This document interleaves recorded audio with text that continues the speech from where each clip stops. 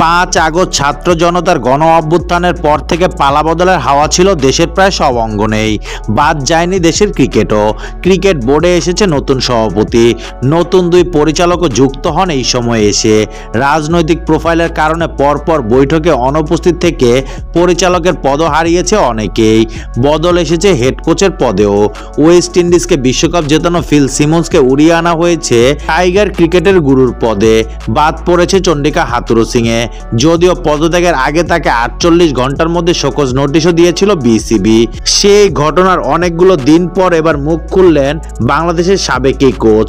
অস্ট্রেলিয়ার কোড স্পোর্টসকে দেয়া এক সাক্ষাৎকারে বাংলাদেশ দলের সাবেক কোচ এমনটাই জানিয়েছে।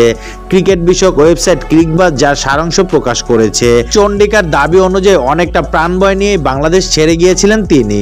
সাধারণ অবস্থায় বাংলাদেশের নিরাপত্তার জন্য একজন গানম্যান থাকলেও শেষ সময়ে তাও পাননি। এমনকি বাংলাদেশের রাজনৈতিক নেতাকর্মীদের মতো গ্রেফতার হওয়ার আশঙ্কাও ছিল লঙ্কানেই হেড কোচের।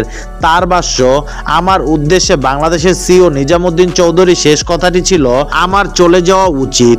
এই ব্যাপারে বোর্ডের কাউকে কিছু বলার দরকার নেই। আপনার কাছে কি বিমানের টিকিট আছে? এটা আমার কাছে একটা সতর্ককরণ সংকেত মনে হলো। আমি তখনই একটু ভয় পেয়ে গেলাম। হাথুরুসিংহে বলেন, আমি সোজা ব্যাংকে গেলাম। বাংলাদেশ ছাড়ার জন্য টাকা নেয়ার চেষ্টা করছিলাম।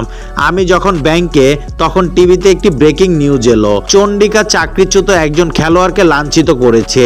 এটা দেখে ব্যাংকের ব্যবস্থাপক বলেন, কোচ আমি আপনার সঙ্গে যাব।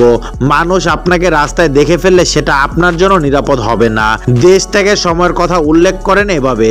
এবার আমি আতঙ্কিত হয়ে পড়লাম, কারণ আমাকে বাংলাদেশ থেকে বের হতে হবে। আমার এক বন্ধু আমাকে বিমানবন্দরে নিয়ে গিয়েছিলেন। আমি একটি টুপি ও হুডি পরেছিলাম। কোনো ধরনের সুরক্ষা ছিল না। সিঙ্গাপুর এয়ারলাইন্সের মধ্যরাতের ফ্লাইটে আমি বাংলাদেশ ছেড়েছিলাম।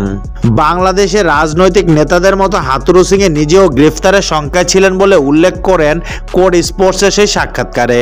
বাংলাদেশ ছেড়ে পালানোর চেষ্টা করার জন্য তারা আমাকে বিমানবন্দরে গ্রেফতার করতে পারত।